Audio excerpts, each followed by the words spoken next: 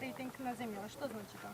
Па тоа значи дека и меѓународните рейтинг агенции потврдуваат и препознаваат дека државата заплувува по мирни економски води, дека економијата е стабилизирана, буџетот е стабилизиран, практично сите фискални и макроекономски параметри во државата се фискални. Јас вчера држев пресконференција на која што објавив дека бруто домашниот производ во вториот квартал е 3,1%, порастот на индустријското производство јули 2019 визави јули 2018 година е пораснат 5,8%, за кумулативно за првиот период од годината, значи од 1 до 7 месец 19 година, во споредба со од 1 до 7 месец 18 година е пораснат кумулативно 4,9%.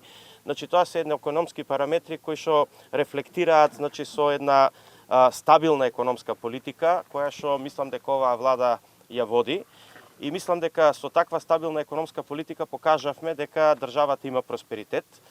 Сакам само да напоменам дека она од каде што ја наследивме економијата беше минус 1,8% пат на бруто домашниот производ во вториот квартал во 2017 година и континуирано го растеме.